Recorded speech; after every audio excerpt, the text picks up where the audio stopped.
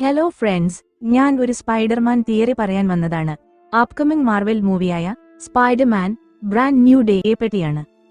ഈ മൂവിയിൽ Stranger Things സ്റ്റാറായ സേഡി സിങ്ക് ഉണ്ടാകുമെന്ന് ഏകദേശം ഉറപ്പാണ്. പക്ഷേ സേഡി ഏത് കഥാപാത്രത്തെയാണ് അവതരിപ്പിക്കുന്നത് എന്ന് ഇതുവരെ കൺഫേംഡ് അല്ല. ഇന്റർനെറ്റിൽ എനിക്ക് ഏറ്റവും ഇഷ്ടപ്പെട്ട തിയറി സേഡി മേഡേ പാക്കർ എന്ന ക്യാരക്ടറിനെയാണ് പ്ലേ ചെയ്യുന്നത് എന്നതാണ്. കോമിക്സിൽ പീറ്റർ പാക്കറിന്റെയും എംജെയുടെയും മകളാണ് മേഡേ പാക്കർ.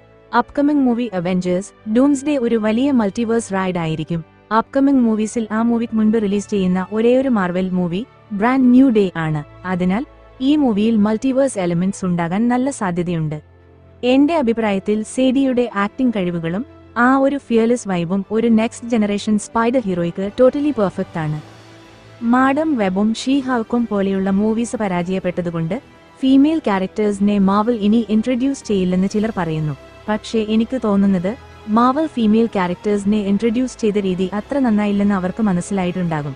അതുകൊണ്ട് അവർ ഈ ശ്രമം ഉപേക്ഷിക്കില്ല. പകരം ടോബിയുടെ ലെഗസിയുമായി ബന്ധപ്പെടുത്തി സ്പൈഡർ ഗേളിനെ മറ്റൊരു രീതിയിൽ അവർ അവതരിപ്പിക്കാൻ ശ്രമിക്കും. ഈ വഴിയിലൂടെ ഒരു ഫീമെയിൽ ക്യാരക്ടറിനെ വിജയകരമായി കൊണ്ടുവരാൻ അവർക്ക് സാധിച്ചേക്കാം. അവിടെ ജെൻഡർ അല്ല കാര്യം, സ്റ്റോറിയാണ് പ്രധാനം. നമ്മുടെ ആദ്യത്തെ സ്പൈഡർമാൻ ടോബി മഗ്വായ വന്ന് ആ റോൾ നെക്സ്റ്റ് ജനറേഷന് കൈമാറുന്ന ഒരു കാമിയോ ഇമാജിൻ ചെയ്ത് നോക്കൂ. സോ നിങ്ങൾ എന്ത് കരുതുന്നു? നിങ്ങളുടെ അഭിപ്രായങ്ങൾ കോമെന്റ് ചെയ്യൂ. കൂടുതൽ സ്പൈഡർ തിയറികൾക്കായി ലൈക്കും സബ്സ്ക്രൈബും ചെയ്യൂ.